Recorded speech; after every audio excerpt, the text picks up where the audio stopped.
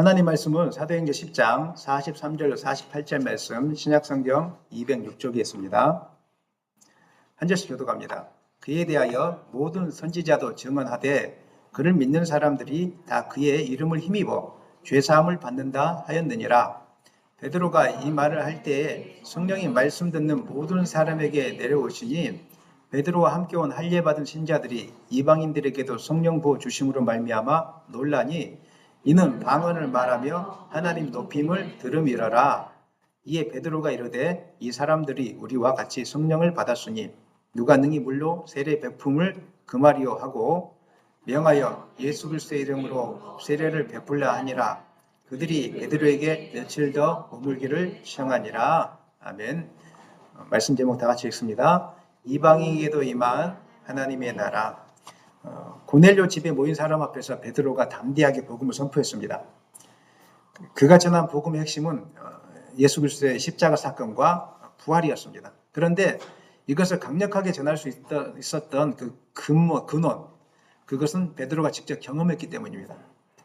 십자가 사건과 부활 사건을 경험했기 때문에 더 확신 있게 베드로가 말씀을 전개했던 것입니다. 그러면서 결론적으로 이렇게 선언합니다. 읽겠습니다. 그를 믿는 사람들이 다 그의 이름을 힘입어 죄사함을 받는다 하였느니라. 복음의 핵심은 우리가 예수 그리스도를 믿는 핵심이 무엇이냐? 잘 먹고 잘 살기 위함이거나 무슨 병 고침 위함이거나 그것이 아닙니다. 복음의 핵심은 예수를 믿어서 죄사함을 받는 것입니다. 이 죄사함의 문제가 얼마나 심각한 것인지 우리는 잘 이해하지 못합니다. 하나님은 이 사실을 알고 있었기 때문에 이거 고쳐주고 싶어가지고 창세기 때부터 계속적으로 예수님을 준비하시고 우리에게 예수님을 이 땅에 보내주시고 십자가에서 달리게 하심으로 우리 죄를 사해 주셨던 것입니다. 저는 여러분들이 죄에 대한 심각성을 좀 깨달으셨으면 좋겠습니다. 영적인 눈이 열리면 죄가 우리 영혼을 얼마나 많이 갉아먹는지를 알게 되어집니다. 근데 눈이 열리지 않으면 죄에 대해서 아무렇지도 않게 하다가 결국은 온 영혼이 다 썩어서 죽어지게 되는 것입니다. 그래서 죄는 절대 타협할 어떤 대상이 아닙니다. 잠깐 눈을 주면서 잠깐 괜찮겠지, 넘어갔다 오면 괜찮겠지, 이럴 대상이 아닙니다. 절대 타협하지 않았으면 좋겠습니다. 간절히 말하는 것은 말씀 앞에 순수해지기를 소망합니다. 하나님이 하지 말라고 한 것들은 안 하는 게 낫습니다. 아멘입니까? 아멘. 결단해야 됩니다. 결단하지 않고 적당한 복음이 들어와서 혼합주의가 들어와서 적당하게 하면은 여러분 다 갉아먹는 것입니다. 신앙에 적당한 것은 없습니다. 선을 그어야 됩니다. 이것이 바로 복음의 능력을 경험한 사람들의 특징입니다. 그렇기 때문에 오늘 다시 한번 복음을 새롭게 듣는 시간 되기를 원합니다. 이전에 들었던 복음일지라도 이 복음이 무엇인지를 다시 듣고 새롭게 변화받는 시간 되기를 예수님의 이름으로 간절히 축원합니다. 십자가는 단순히 어떤 비극적인 죽음이 아니라 인간과 하나님 사이를 막고 있던 죄를 해결하기 위한 하나님의 구속 계획이었습니다. 오늘 우리가 살아가는 이 세상이 고통과 혼란 가운데 있는 이유가 무엇이겠습니까? 사람들은 많은 진단하죠. 돈 문제다, 여러 가지 전쟁 문제다. 성경은 딱 한 가지 이유를 대고 있습니다. 오늘 내 인생에 문제가 있다면 다 한 가지 이유가 있습니다. 그것은 죄입니다. 죄라고 이야기하고 있습니다. 죄가 무엇입니까? 하나님을 인정하지 않는 것, 평상시에 하나님을 생각하지 않는 것, 이 자체가 완전히 죄인 것입니다. 죄 때문에 하나님과의 관계가 끊어졌습니다. 사도 바울은 로마서 3장 10절에서 이렇게 이야기하고 있습니다. 읽겠습니다. 기록된 바 의인은 없나니 하나도 없으며, 의인이란 말은 도덕적으로 완전한 사람, 착한 사람을 의미하지 않습니다. 여기서 의인이라는 것은 하나님을 인정하는 사람, 하나님 말씀을 따라가려고 노력하는 사람, 이게 바로 의인인 것입니다. 그래서 하나님 말씀에 온전히 순종하는 사람, 거기에 무슨 첨가물을 더하지 않고 말씀 있는 그대로 순종해 보려고 따라가는 사람이 의인인 것입니다. 그런데 의인이 있다는 것입니까? 없다는 것입니까? 이 땅에 없다고 이야기합니다. 우리는 의인이 많지 않습니까? 전쟁 용사도 있고, 그 다음에 자기 전 재산을 나라에 기탁하는 분도 있고 의인이라고 생각하는데, 하나님은 그것을 의인이라고 하지 않습니다. 아무리 착한 일을 많이 하고 자기 몸을 내어준다고 할지라도 하나님을 인정하지 않는 사람, 의인이 아니라는 것입니다. 그러니까 결국은 우리 모두가 다 죄인인 것입니다. 왜냐하면 일주일 동안 살아보십시오. 하나님을 여러분 잘 인정하고 살고 있습니까? 인정하지 않을 때가 많거든요. 근심이 찾아오는 것은 하나님을 인정한다는 것입니까? 인정하지 않는다는 것입니까? 그 순간만큼은 인정하지 않는다는 것이죠. 그러니까 이 땅의 모든 사람들은 죄인이라는 것입니다. 하나님께서 인간을 창조하실 때 하나님의 뜻 안에 거하면서 하나님과 이렇게 잘 지낼 수 있도록 창조하셨습니다. 말씀을 따라가는 거 고통스러운 일이 아니었습니다. 기쁜 일이었습니다. 여러분 부모님이 계시지 않습니까? 부모님과 관계가 좋으면 나이가 부모님이 연세가 드시고 나이가 드시면 애틋한 감정이 오거든요. 마음속에 부모님을 더 섬겨야 되겠다. 내가 그동안 너무 잘못했다. 이게 정상적인 게 아니겠습니까? 부모님과의 관계가 좋으면. 그런데 부모님과의 관계가 틀어져 버린 사람들은 쳐다도 안 보려고 합니다. 나이가 들어도 식사를 하는지 말든지 쳐다도 안 보려고 하는 것입니다. 하나님과 우리 사이가 좋았을 때 말씀 지키는 것이 어려운 일이 아니었습니다. 예배 드리는 것이 어려운 일이 아니었습니다. 뭐 1시간씩 걸어서 교회당 가는 거 어려운 일이 아니었습니다. 옛날에 그렇게 많이 했지 않습니까? 지금도 중국에 가면은 뭐 오랫동안 버스를 타고 예배 드리려고 하고 이런 분들이 많이 있거든요. 아프리카 땅에도 마찬가지입니다. 예배 한번 드리려고 온전히 그냥 자기 시간들을 내고 이렇게 가시는 분들이 많은데 그래도 기뻐합니다. 하나님을 만나는 것이 기쁨이 되기 때문에. 근데 죄가 들어오면은 말씀을 듣는 거, 말씀을 지키는 거, 예배하는 거 진짜로 부담이 되기 시작합니다. 하나님께 나가는 거, 하나님을 생각하는 거 그렇게 하면서 왜 내가 예수 믿어가지고 말씀 따라 살아갈까? 세상 예수 안 믿는 사람들 진짜 편하게 사는데 주말마다 놀러 다니고 저녁에 부어라 마셔라 마음대로 할 수 있고 근데 예수 믿는 사람은 부어라 마시라 할 때 양심이 찔리고 놀러 갈 때도 주일날 양심이 찔리고 이렇게 자유하지 못할까? 이렇게 되는 이유는 무엇 때문이라고요? 죄가 이미 우리 가운데 들어온 것입니다. 그래서 하나님을 따라가는 것이 기쁨이 되지 않는 것입니다. 타락한 이후에 인간 안에 죄의 본성이 들어왔습니다. 죄의 본성이 들어오면 하나님의 뜻을 따르기보다는 하나님의 뜻을 거스르는 방향으로 이렇게 움직이게 되어지는 것입니다. 그래서 감정적으로 충만한 상태, 내 감정이 기준이 되어집니다. 내 감정이 좋으면 좋은 것이고 감정이 싫으면 나쁜 것입니다. 예배를 드리는 것도 기도하는 것도 감정이 좋을 때는 오지만 감정이 싫으면 안 나타납니다. 여기 계신 분들은 그런 분이 없습니다. 그렇죠? 예, 그렇죠. 근데 우리가 언제든지 그럴 수 있다는 것입니다. 감정을 따라서 행동하는 것은 이미 죄 가운데 있기 때문에 그런 것입니다. 죄 안에 있는 인간은 어떻게 됩니까? 자기 마음대로 감정을 쫓아 사는 인간 행복할까요? 여러분에게 물어보겠습니다. 여러분 마음대로 한번 살아봤더니 어떻게 행복합니까? 결론이 어떻습니까? 하고 싶은 대로 하면 행복할 것 같습니까? 먹고 싶은 대로 먹으면 행복할 것 같습니까? 제가 그 유명한 뷔페집에 있다 그래서 한번 가보면은 그 비싸진 않은 집인데 참 처음에 갈 때는 되게 좋아요. 뷔페집 가면은요, 이런 음식을 이렇게 싸게 먹을 수 있다니 한 2번, 3번 가면은 그 다음부터 못 갑니다. 맛이 없습니다. 그 음식 세상이 주는 행복이 마찬가지입니다. 처음에는 내가 누려보지 못한 것이라 좋은 아파트에 살고 좋은 자동차 타면은 엄청 좋을 것 같처럼 느껴지지 않습니까? 또 아이들이 좋은 학교 가면 좋은 것처럼 느껴지지 않습니까? 근데 그건 일시적인 것입니다. 죄 아래에 있는 인간 절대 행복하게 못 삽니다. 성경은 죄 아래에 있는 인간의 상태에 대해서 분명하게 묘사하고 있는데 로마서 3장 15절 17절 읽겠습니다. 그 발은 피 흘리는데 빠른지라 화밀과 고생이 그 길에 있어 평강의 길을 알지 못하였고 그 발이 피 흘리는데 빠른지라 이 말은 모든 사람이 살인자라는 뜻은 아닙니다. 하지만 죄 아래에 있는 사람은 언제든지 살인자가 될 가능성이 있다는 것입니다. 예수님은 마음속에 살인을 품는 것조차도 살인한 것의 상태라고 우리에게 이미 말씀해 주셨다는 것입니다. 성경의 첫 살인 사건 가인과 아벨 이후로 이 땅의 인류 역사에는 시기와 질투로 인한 폭력이 끊이지 않고 있습니다. 오늘날도 마찬가지입니다. 인류의 역사가 전쟁의 역사라고 할 만큼 전쟁이 끝나지 않고 있습니다. 이제 문명이 발달하면 전쟁이 끝날 것처럼 우리가 생각했지 않습니까? 문명이 발달하고 사람들이 교육을 많이 받으면 전쟁이 끝날 줄 알았는데 세상에 이렇게 AI가 되는 시기에 전쟁이 더 격화되고 있으니까 이걸 상상도 못했던 저는 일이거든요. 러시아와 우크라이나가 싸울 것이다. 상상 못했거든요. 그럼 지금도 이렇게 미국과 이스라엘과 이란이 저렇게 싸울 것이라고는 저도 상상을 못했거든요. 무슨 이 시대에 무슨 전쟁이냐. 그런데 죄 가운데 있기 때문에 죄 아래에 있는 인간은 상생과 화해를 선택하지 않습니다. 힘으로 상대를 굴복시키려고 합니다. 여러분이 죄 가운데 있으면 부부 사이도 마찬가지고 부모와 자녀 사이도 마찬가지입니다. 자기가 가진 힘으로 상대를 굴복시키려고 하는 것입니다. 이게 바로 죄가 만연한 사람들의 특징이라는 것입니다. 그래서 인류는 파멸과 고생이 끝나지 않습니다. 16절 말씀, 파멸과 고생이 그 길에 있어. 이거는 우리의 인생을 정확하게 묘사하는 말씀입니다. 네, 우리의 인생은 늘 파멸과 고생뿐입니다. 죄로 인해 양심이 무너지고 인격이 파괴될 때 그 한 사람이 가정을 얼마나 무너뜨리는지를 우리는 알고 있습니다. 가정의 인격이 무너진 사람이 한 사람 있으면 그 가정은 풍비 박사 나는 것입니다. 파멸과 고생이 있는 것입니다. 가정뿐이겠습니까? 국가도 마찬가지입니다. 파괴된 인격을 가진 지도자 한 사람이 잘못된 결정을 하면은 사람들에게 엄청난 비극을 가져옵니다.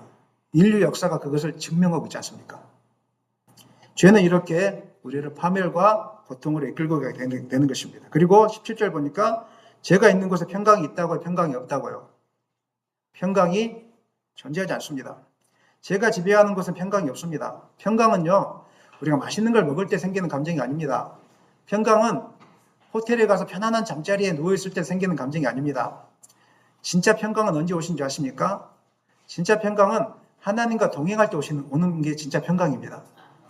폭풍 속에 있을지라도 하나님이 내 곁에 계시구나, 나의 인생을 지켜주시구나, 이걸 깨달을 때 평강이 오는 것입니다. 우리 아이들이 미래에 대한 두려움이 많이 찾아옵니다. 대학교를 갈 수 있을까? 그 다음에 취업을 할 수 있을까? 그럴 때 제가 저희 자녀들에게 종종 하는 말이 있는데, 과거를 돌아보라고 이야기합니다. 하나님이 너의 인생을 어떻게 책임져 줬는지 살펴보라는 것입니다. 사랑하는 여러분, 두려움이 찾아올 때 과거를 살펴보시기 바랍니다. 하나님이 여러분을 포기하지 않고 지금까지 인도해 주셨습니다. 아멘입니까? 그 하나님이 나와 함께 있다는 것을 안다면 폭풍이 몰아친다고 할지라도 우리는 두려움이 아니라 평강 속에 이렇게 누리게 되는 것입니다. 근데 죄는 하나님과 동행하는 삶을 재미없다고 생각하고 끊어버리게 만들었습니다. 그래서 말씀도 못 읽게 만들고, 늘 분주하고 바쁘게 만들어서 기도하지 못하게 만들고, 기도해야 평강이 찾아옵니다. 아멘입니까? 말씀을 묵상해야 평강이 찾아옵니다.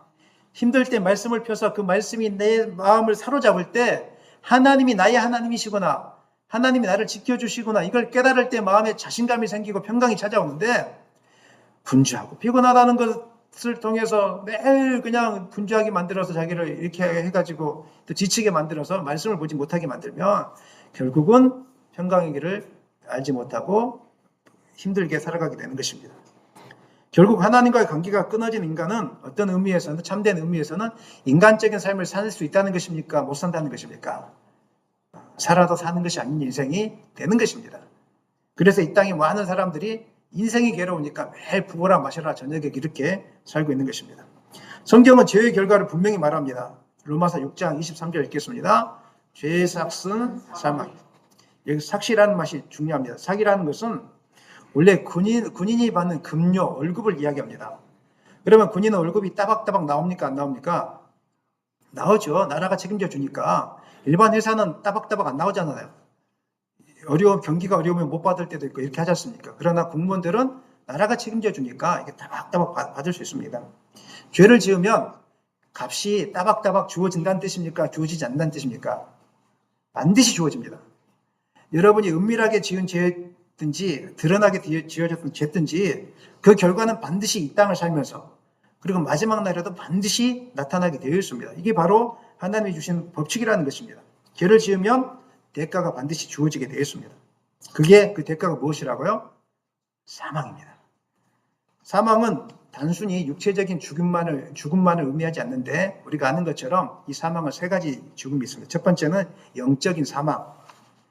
죄가 우리 가운데 들어와서 하나님과의 관계가 끊어지면은, 하나님과 관계가 끊어진 상태, 이 자체가 영적인 사망입니다. 식물이 꽃 있죠, 꽃. 예쁘게 우리 꽃장식 하잖아요. 그러면 이제 꽃을 꺼내야 되잖아요. 이렇게 가위로. 가지에서 끊잖아요. 그리고 화병에 물에 심어 넣잖아요. 본 가지에서, 본 줄기에서 끊어진 꽃은 살아있는 꽃입니까? 죽어있는 꽃입니까? 살아있으나 죽은 꽃이라고 이야기하죠. 열심히 교회당에 나오기도 하고, 여러분이 열심히 봉사하기도 하지만, 평상시 삶 속에서 죄를 가까이 하고, 하나님과 관계를 신경 쓰지 않는 분들은 겉으로는 살아있는 것처럼 보이지만은 영적으로는 죽은 상태다. 하나님이 영적인 엑스레이를 가지고 여러분 각각 다 찍어주면 살아있는 상태인지 죽어있는 상태인지를 볼 수가 있잖아요. 이 봐야 우리가 정신을 차리지. 정신 차리는 게 중요합니다. 영적인 엑스레이가 무엇입니까? 하나님 말씀입니다. 말씀이 나를 투영하게 하는 것입니다. 아담과 하와가 죄를 지었을 때 즉시 육체적으로 죽지 않았습니다. 하나님은 정령 죽을 것이다 이렇게 얘기했지 않습니까? 육체적으로 당장은 죽지 않았지만 영적으로 죽은 상태가 되어진 것입니다. 그래서 하나님을 피하여 숨었습니다. 낯을 들지 못하고 피했습니다. 우리의 모습입니다. 제 가운데 있으면 하나님 예배당에 만나러 오는 것이 싫어집니다. 성경책 펴는 게 싫어지고요. 찬양하는 것이 그렇게 부담이 되어집니다. 그냥 이불을 둘러쓰고 파묻혀 지내려고 하는 것입니다. 제 가운데 있는 사람은 하나님을 가까이 하지 못합니다. 말씀이 마음속에 들려오지 못합니다. 왜냐하면 이것은 마치 어둠 속에 있는 존재가 빛 가운데로 나오기를 싫어하는 것과 똑같은 것입니다. 이미 이 사람은 영적으로 깨어진 관계에 있다는 것입니다. 영적으로 메마른 상태가 되면 신앙의 자리조차 부담으로 느낄 때가 많이 있습니다. 예배 시간에 마음이 집중이 안 된다. 영적으로 지금 깨어진 상태인 것입니다. 예배 시간에 늘 졸린다. 영적으로 깨어진 상태입니다. 저녁에 피곤해서 졸릴 경우도 있습니다. 잠을 못 자서 졸리는 경우도 있습니다. 그런데 습관적으로 매일 졸린다. 자기 자신을 돌아봐야 됩니다. 그리고 저한테 와서 상담 받으셔야 됩니다. 제가 다시 기도해 드리고 여러분 회복시켜 드려야 됩니다. 또 기도하는 시간이 부담스럽다. 영적으로 깨어진 상태입니다. 여러분 사랑하는 사람과 대화하는 것을 좋아합니까? 싫어합니까? 그러면 나랑 온수진 사람하고 대화하기를 좋아합니까? 싫어합니까? 싫죠. 하나님과 깨어진 관계에 있는 사람들은 기도하는 시간이 정말 부담스럽습니다. 네, 특징입니다. 근데 깨어지지 않는 사람들은 기도 자리에 자꾸 나오려고 합니다. 이게 바로 특징인 것입니다. 또 말씀 읽는 것이 점점 멀어집니다. 오늘 일주일 동안 얼마나 말씀을 가까이 하고 살았습니까? 여러분 말씀 많이 읽으셨습니까? 저를 쳐다보지 마시고 옆에 형 쳐다보시면서 자기 자신 말씀 많이 읽고 있습니까? 말씀을 안 읽었다. 영적으로 병들은 상태입니다. 제가. 영적으로 깨어있으면요 말씀을 안 읽을 수가 없습니다. 여러분의 육신이 건강하면요 밥을 안 먹을 수가 없습니다. 건강한 위장은 꼬락꼬락꼬락 합니다. 근데 위장이 고장나면은 배고픔을 모릅니다. 밥을 안 먹으려고 하고 단 것만 찾습니다. 몸이 고장난 상태라는 것입니다. 영적으로 고장나면은 말씀을 찾지 않습니다. 오늘 여러분이 일주일 동안 말씀을 한 장도 안 읽었다. 제가 여러분을 탓하는 게 아닙니다. 내가 영적으로 죽었구나. 내가 영적으로 병들었구나. 이걸 빨리 진단하고 하나님께 나와야 된다는 것입니다. 이것은 단순한 습관의 문제가 아니라 여러분 습관이라고 생각할지 모르겠습니다. 내가 바빠서 아닙니다. 엄청 바쁘신 분들도 아침에 새벽기도 안 빠지신 분들이 많이 있습니다. 이 땅 가운데. 정말 하루 종일 일을 엄청 심하게 하시는데도 새벽기도 안 빠지시는 분이 진짜 많습니다. 그 다음에 자기 돈을 벌어서 선교지에 나가시는 분들이 이 땅에 많습니다. 저는 그런 분들을 많이 알고 있습니다. 돈이 변변치 않은데 선교지 가려고 돈을 모으시는 분들이 있습니다. 그리고 단기 선교에 갑니다. 그렇게. 습관의 문제가 아닙니다. 환경의 문제가 아닙니다. 마음의 문제인 것입니다. 영적인 문제인 것입니다. 영적인 상태가 깨어지면 이 자체가 귀찮아지는 것입니다. 영적인 상태가 바로 서 있으면 눈을 부릅뜨고 내가 붙잡아야 될 것이 무엇인지 보여지게 되는 것입니다. 영적으로 여러분 하나님과의 관계가 회복되기를 소망합니다. 두 번째가 육체적 사망입니다. 죄는 결국 육체적인 죽음으로 우리를 몰고 갑니다. 하나님이 처음 인간을 창조하셨을 때 인간은 죽음을 위해서 창조된 존재가 아니었습니다. 하나님과 영원토록 살 수 있도록 창조된 존재였습니다. 그런데 죄가 들어오면서 이 땅에 죽음이 들어오기 시작한 것입니다. 이 땅에 죽음을 피할 수 있는 인간이 있습니까? 없습니까? 한 명도 없습니다. 이 죽음 때문에 마음속에 두려움이 찾아오기 시작했습니다. 취업이 되지 않을 때, 미래가 막막할 때, 아이들이 뜻한 대로 자라주지 않을 때 여러분 마음속에 두려움이 찾아옵니까? 찾아오지 않습니까? 찾아오잖아요. 이 두려움의 근원이 무엇인지 혹시 고민해 본 적 있습니까? 저는 고민 많이 했거든요. 그래서 하나 찾아냈습니다. 말씀을 통해서. 왜 무슨 일이 안 되면 두려움이 찾아올까? 왜 사람들과의 관계가 깨지면 두려움이 찾아올까? 왜 가난해지면 두려움이 찾아올까? 은행 잔고가 떨어지면 왜 두려움이 찾아올까? 그 두려움의 근원이 뭐냐면은 이렇게 살다가 죽을까 싶어서 그런 것입니다. 죽지 않는다면 두려워하지 않습니다. 밥을 먹지 않아도 죽지 않는다면 우리는 두려워하지 않을 것입니다. 그럼 취업이 안 돼도 두려워하지 않을 것입니다. 근데 내면의 근본 속에서는 이렇게 살다가 죽을까 싶어서 여기 죽음에 대한 두려움이 가득하기 때문에 안전장치로 이런 일들을 계속 하고 있는 것입니다. 성경은 여기서 한 걸음 더 나아가서 죄의 가장 두려운 결과를 말씀하고 있는데 세 번째 죽음이 있습니다. 영원한 사망입니다. 육체의 죽음이 끝이 아니라 성경은 죽음 이후에 하나님 앞에 서는 심판이 있다라고 우리에게 분명하게 말씀하고 있습니다. 죄가 해결되지 않는 상태로 하나님 앞에 서게 되면 하나님과 영원히 분리되게 되는 그런 상태, 꼭 지옥에 떨어진 상태가 되는 것입니다. 천국과 지옥의 차이가 무엇이겠습니까? 뜨겁고 꽃이 있고 이런 차이겠습니까? 천국과 지옥의 차이가 무엇이죠? 지옥은 하나님이 안 계신 것입니다. 천국은 하나님이 함께 하시는 것입니다.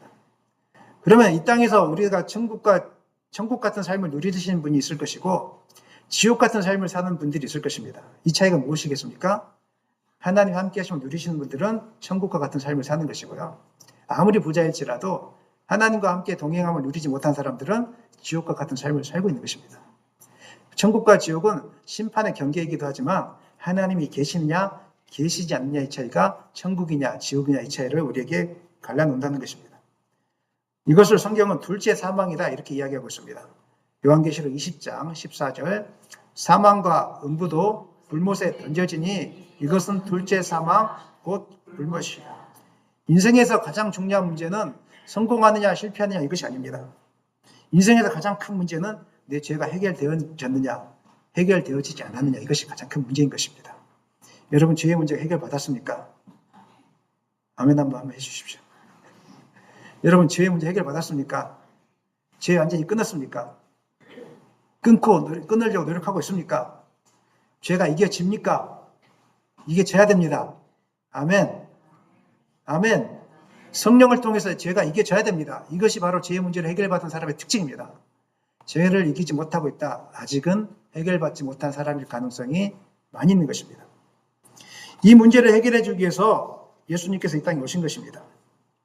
예수님께서 십자가에서 죽으심으로 크게 여러 가지가 여러분 알고 있겠지만 두 가지 문제를 해결해 주셨습니다. 첫 번째, 십자가를 통해서 하나님과 우리 사이 깨어진 관계가 회복이 되었습니다. 죄의 문제를 언급할 때 우리의 문제가 뭐라고요? 하나님과 우리 사이가 깨어졌다고 얘기했지 않습니까? 이게 다 문제가 생긴 거라고요. 그래서 인간의 존엄성도 상실되어지고 자기의 욕심을 따라 행하게 되어지고 이런 일들, 십자가를 통해서 하나님과 우리 사이에 깨어진 관계가 해결되어진 것입니다. 예수님이 십자가에 못 박히셨을 때 성소의 휘장, 성소와 지성소를 가로막고 있었던 그 휘장이 위에서부터 아래로 쪼개졌습니다. 마태복음 27장 51절 읽겠습니다. 이에 성소 휘장이 위로부터 아래까지 찢어져 둘이 되고, 이 매우 중요한 의미를 가지고 있죠. 지성소 안에 들어갈 때 그 휘장은 아무나 못 들어갔죠.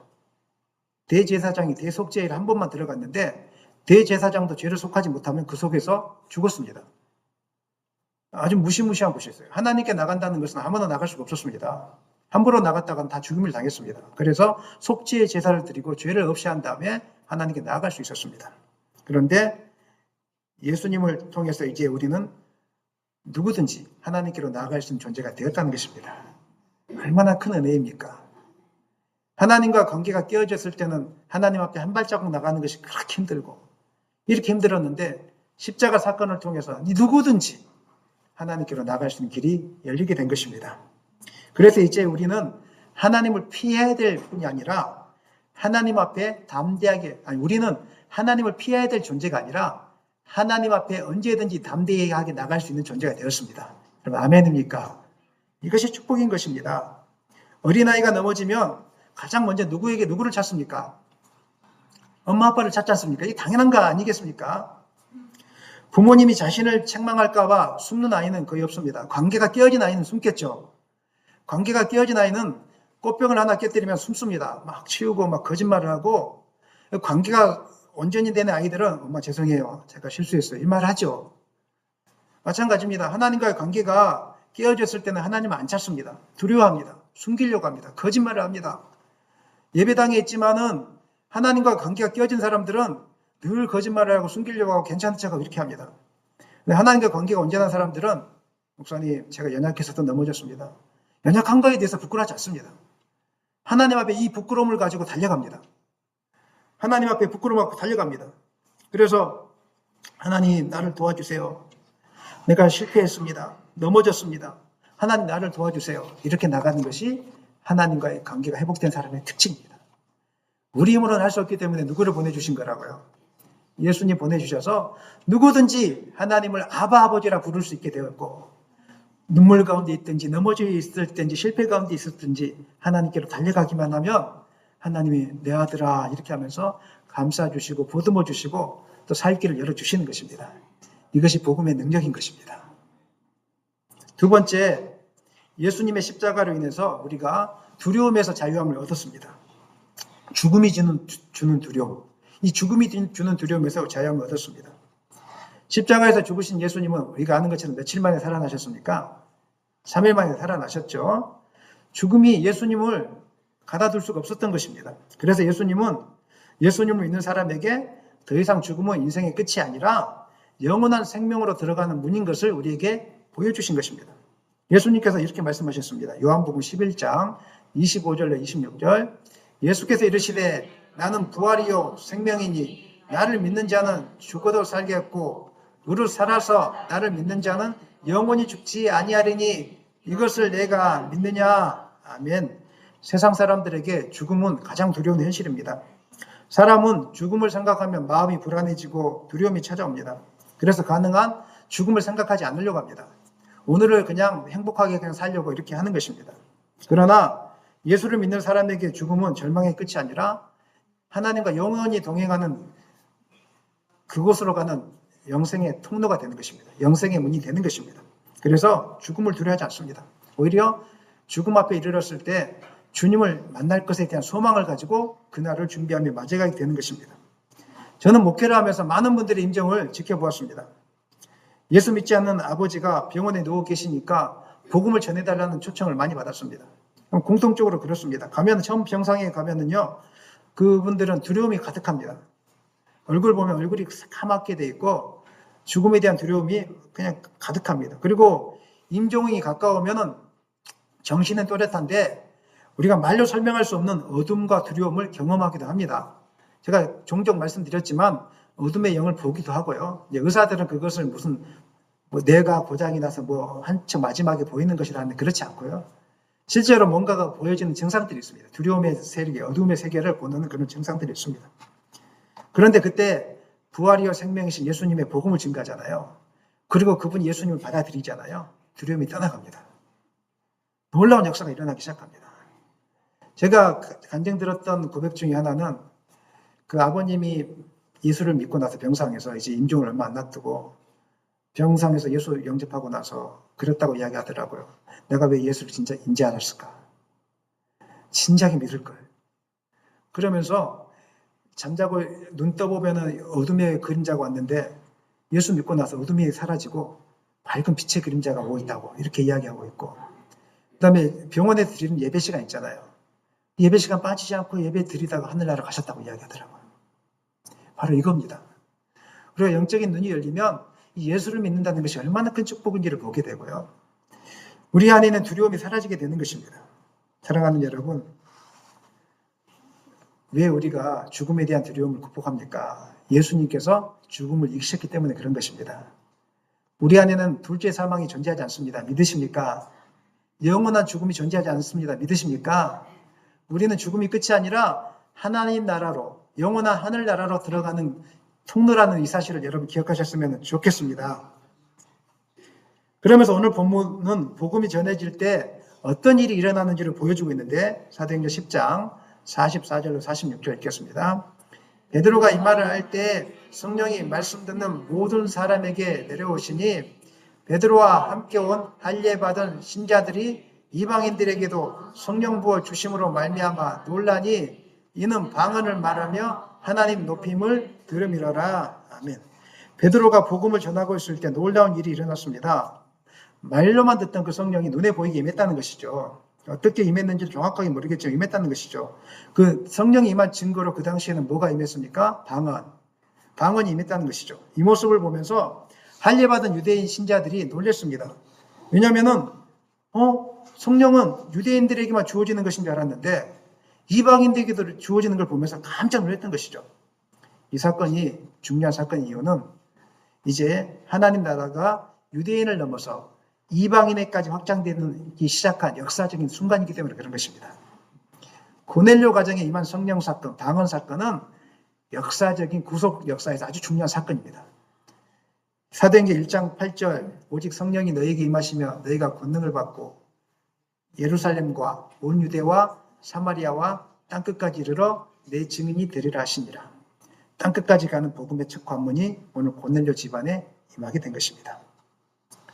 여기서 우리가 한 가지 오해하지 말아야 될 것이 있습니다. 성령의 임하심을 방언으로만 생각하는 것 요즘 조심하셔야 됩니다. 왜 이 당시에는 방언이 임했는가? 방언이라는 것이 무엇이죠? 혀를 하나님이 주장하는 거잖아요. 그동안 내가 내 마음대로 말하고 살았어요. 뭐 욕도 하고 살고 그 다음에 세상에 뭐 탐하고 내 혀가 내 감정을 따라 내가 하고 싶은 말들 막 부정적인 소리도 하고 가나안 땅에 가면 우리 죽습니다 뭐 이런 이야기하고 교회당에 가면 죽습니다 뭐 이런 이야기도 하고 예수 믿으면 다 헛것생이면 이런 이야기 했는데 성령에 사로잡히니까 혀가 내가 주장하지 못하고 누가 주장하기 시작하는 것입니까? 성령님이 주장하는 것입니다. 하나님이 주장하는 것입니다. 하나님 나라는 내가 주인인 나라가 아니라 하나님이 주인인 나라가 하나님 나라입니다. 예수를 주로 고백할 때 내 마음속에 주님을 주로 고백하면은 내 삶의 전인격적인 변화가 일어나기 시작하는 것입니다. 모든 것이 내 것이 아닙니다. 나의 보는 거, 생각하는 거, 말하는 거 이것이 내 것이 아닙니다. 성령이 충만하면은 혀를 성령이 주관하는 것입니다. 이것을 특징적으로 보여준 사건이 바로 이것입니다. 왜냐하면 이 당시는 이방인들은 증상이 안 나타나면 뭐가 뭔지 모르기 때문에 잘 모르잖아요. 안 믿잖아요. 그래서 볼 수 있도록 특별하게 하나님이 보여주신 사건입니다. 하지만 모든 성령 받은 사람에게 반드시 나타나야 되는 필수 사건은 아닙니다. 성경은 그렇게 이야기한 적이 없습니다. 고린도서에 보면은 방언도 하나의 은사의 한 부분이라고 우리에게 말씀하고 있기 때문에 그런 것입니다. 물론 사도행전의 역사적인 사건 속에서는 성령이 임한 증거로 방언의 역사들이 많이 나타났습니다. 사도행전 2장에 보면 오순절 성령 강림할 때 방언이 임했죠. 그때 임했던 방언은 우리가 말하는 막 울랄라 이런 방언이 아니고요. 그때 임했던 방언은 또박또박 영어, 뭐 일본어, 중국어 이런 식으로 세계 언어로 이렇게 정확하게 또박또박 했던 방언이었습니다. 사도행전 10장 고넬료 집안에서도 어떤 방언인지는 모르겠지만 이 방언이 임했다고 이야기하고 있고요. 사도행전 19장에서도 에베소에 있는 제자들에게 이 방언의 역사가 임했다라고 이렇게 이야기하고 있습니다. 이 사건들 속에서 방언은 성령이 임했다는 것을 그 당시에 보여주는 특별한 표적이었습니다. 초대교회의 중요한 순간마다 이것을 보여주므로 이 사람은 예수 믿는 사람이 분명해. 거듭난 사람이 분명해. 이렇게 가르쳐 줬다는 것입니다. 하지만 이제 우리에게 성령이 임한 증거는 여러 가지로 나타납니다. 여러분 어떻게 예수 믿고 성령 받으셨습니까? 성령 받으셨습니까? 아멘. 대답 못하면 여기 2단 넘어갑니다. 확신이 있어야 됩니다. 예수를 주로 고백하게 하는 것 누가 하시는 것입니까? 성령님이 하시는 것이죠. 성령의 역사가 일어나면은 방언만 증언이 아니라 여러 가지나 다양한 우리 증거들이 있습니다. 성경은 내 마음속에 하나님 나라가 임했을 때 어떻게 되는지를 가르쳐주고 있는데요. 갈라디아서 2장 20절 읽겠습니다. 내가 그리스도와 함께 십자가에 못 박혔나니 그런즉 이제는 내가 사는 것이 아니요 오직 내 안에 그리스도께서 사시는 것이라. 이제 내가 육체 가운데 사는 것은 나를 사랑하사 나를 위하여 자기 자신을 버리신 하나님의 아들을 믿는 믿음 안에서 사는 것이라. 이게 바로 하나님 나라가 임한 사람의 모습입니다. 내가 중심이 되어서 내가 하고 싶은 대로 마음대로 살았던 인생에서 예수님이 중심이 되어져서 말씀을 따라가는 삶. 나는 하기 싫은데 기도하다가 해야 되겠다고 느껴지는 삶. 우리 그럴 때 있지 않습니까? 처음에 어떤 제안을 받았을 때 아니요 이렇게 우리 하잖아요. 이제 그런데 기도하다 보면서 하나님 뜻인 것 같아요. 이게 바로 주님의 인도하심을 받는 삶입니다. 저는 여러분 이렇게 되기를 원합니다. 매 순간마다 하나님께 물어보세요. 기도해 보시고요. 너무 쉽게 결정하지 않았으면 좋겠습니다. 누가 전화 오면은 우리 제주도에 놀러 가십시다. 할렐루야 아멘 뭐 이렇게 하지 마시고요. 정말 하나님의 뜻인지 하나님 그걸 원하시는 것인지 한번 물어봤으면 좋겠습니다. 우리가 이제 이스라엘 가는 것도 제가 기도하자고 하잖아요.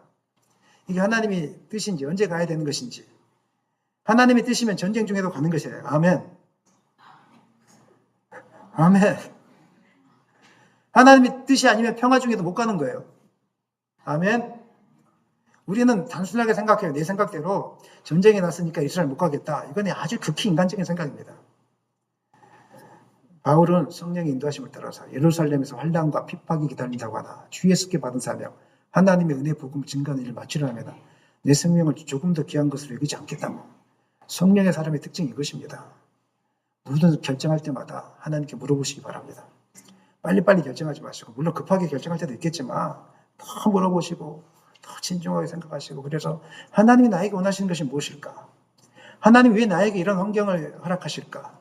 왜 그렇게 기도해도 환경을 안 열어주실까? 이것들을 계속 묵상해 보세요. 그러면은 하나님의 뜻을 깨닫게 되어지는 순간이 있습니다. 그럼 눈물이 나면서 하나님의 그 오묘한 진리를 깨닫게 되는 순간이 있다는 것입니다. 에베소서 4장 17절로 24절에서는 하나님 나라가 임한 사람의 특징을 구체적으로 말씀하고 있습니다.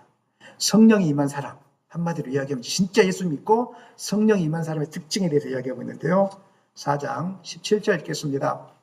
이제부터 너희는 이방인이 그 마음에 험한 것으로 행함같이 행하지. 옛 삶의 방식을 버리는 변화가 이제 일어나기 시작합니다. 삶의 방향이 달라지게 되는 것입니다. 하나님 나라가 임하기 전에 사람들은 자기 욕심을 쫓아 행합니다. 살아갑니다. 세상이 원하는 대로 늘 세상이 그렇게 살기 때문에. 세상은 어떻게 살아갑니까? 애들 교육이 최고잖아요. 세종시 어제 뉴스를 보니까 세종시가 교육열이 최고라고 하더라고요. 서울 다음, 서울의 강남 다음으로 사교육이 세종시가 1등이래요. 그만큼 젊은 부부가 사교육에 대한 열정이 강한 거예요. 근데 성경은 그렇게 키워보라고 하죠. 그게 과연 애들을 살리는 길인지, 그렇게 하는 게 살리는 길인지. 세상은 그렇게 이야기할 때 우리는 아니라고 이야기하는 거예요. 아멘입니까? 세상은 이것도 해야 되고 저것도 해야 된다고 이야기할 때 그것이 아니라고 이야기해요. 마음에 영적인 거듭남이 없이 아이들을 키우게 되면 나중에 세상 말로 괴물이 되어버립니다. 진짜로 괴물이 되어집니다. 여러분 그렇게 키우지 않았으면 좋겠습니다. 어렸을 때 복음을 넣어줘야 됩니다. 어렸을 때 말씀을 넣어줘야 됩니다. 어렸을 때 넣어주지 않으면 나중에 들어가기가 너무너무 어렵습니다. 여러분 부모 속상한 일들이 많아지게 될 것입니다. 사랑하는 여러분, 자녀에게 교육도 중요하지만 복음을 넣어주기를 여러분 기도하시길 바랍니다. 세상과 다르게 살아야 되는 것입니다. 예전에는 죄를 아무렇게 여기지 않았는데 하나님 말씀이 들어오면은요, 이렇게 살면 안 되겠구나 자각하는 거예요. 매일마다. 저는 지난주 예배보다 오늘 예배가 더 좋아지길 원합니다. 삶의 습관의 면에서. 그리고 이번 주 예배보다 다음 주 예배가 더 성숙하기를 원합니다. 이것이 바로 허망한 것을 쫓아가지 않는 사람들의 특징이라는 것입니다. 그리고 두 번째, 그러면 우리 어떻게 삶의 방식이 달라지는데 무엇부터 바뀌어야 될까요? 첫 번째는 마음이 바뀌어야 됩니다. 23절 읽겠습니다. 오직 의의 심령이 새롭게 되어. 삶의 방향이 바꾸기 위해서는 마음이 바뀌어야 됩니다. 마음이 바뀌지 않는 상태에서 말씀을 따라가는 거 정말 이건 다시 올무를 매는 것입니다. 율법에 매는 것입니다. 마음이 바뀌면 모든 게 기쁨이 되어집니다. 마음이 바뀌면 모든 것이 즐거움이 되는 것입니다. 성령이 임하면은 이제는 죄가 불편해집니다. 이전에는 죄를 지어도 이게 불편한 것인지 안 불편한 것인지 모릅니다. 성령이 임하면은 그냥 모든 게 불편해집니다. 입에 나쁜 음식을 먹는 것도 불편해지고 또 나쁜 곳에 가는 것도 불편해지고 모든 것들이 하나하나가 불편함으로 다가오기 시작한 것입니다. 오늘 성령이 여러분과도 충만하게 임해서 죄 가운데 있는 모든 음식과 행함들이 불편하게 여겨지기를 소망합니다. 사람을 미워하는 것이 불편하게 여겨지기를 소망합니다. 용서가 편해지기를 원합니다. 사랑이 편해지기를 원합니다. 아멘. 예배당에 나오는 것이 편해지기를 원합니다. 이게 진짜 마음이 바뀌어지는 것입니다. 주님을 너무 사랑해서 그냥 마음이 바뀌어지는 것입니다. 두 번째, 이제 삶의 변화가 일어나죠. 읽겠습니다. 하나님을 따라 의와 진리의 거룩함으로 지으심을 받은 새 사람을 입으라. 마음이 새로워지면요, 결국은 삶으로 새로워집니다. 삶의 모습이 달라집니다. 생각만 바뀌는 것이 아니라 행동의 결단이 따라오게 되는 것입니다. 그냥 거짓을 버리게 되면, 자연적으로 거짓을 하게 되면 불안합니다. 마음이 힘듭니다. 주님 앞에 정직하게 못 살면 힘들어집니다. 저는 여러분이 주님 앞에 정직해지기를 소망합니다. 예배를 정직하게 드리기를 원합니다. 예물을 정직하게 드리기를 원합니다. 헌신을 정직하게 하기를 원합니다. 말씀을 너무 가까이 하고 싶어지기를 원합니다. 이것이 진짜 바뀌어진 삶의 모습이라는 것입니다. 왜? 이제는 내가 내 주인이 아니기 때문에. 내 인생의 주인은 주님이시고 하나님이시기 때문에. 이게 진짜 새 사람의 역사인 것입니다. 오늘 고넬료 가정에 방언이라는 특정한 단어를 썼지만 그 역사가 일어났다는 것입니다. 오늘 예수를 주로 고백하는 역사가 먼저 일어나기를 원합니다. 그 위에 성령의 충만한 증거들이 임하기를 원합니다. 그래서 마음의 변화를 받고 삶의 변화까지, 행동의 변화까지 이어지기를 예수님의 이름으로 간절히 축원합니다. 다시 한번 마지막 결론 10장 45절 46절 읽겠습니다. 베드로와 함께 온 할례받은 신자들이 이방인들에게도 성령 부어 주심으로 말미암아 놀라니 이는 방언을 말하며 하나님 높임을 들음이러라. 고넬료의 가정에 성령이 임하자 사람들이 놀랐습니다. 놀란 이유는 방언을 말하며 그들이 하나님을 높였기 때문에, 하나님을 인정했기 때문에, 높이는 모습이 어떤 모습이었는지 저도 안 나왔기 때문에 모르겠지만 그분의 모습들을 보면서 놀랐다는 것입니다. 이처럼 예수 그리스도의 복음을 받아들이고 각 사람 마음속에 하나님 나라가 충만하게 임하면 사람들이 놀라게 되어집니다.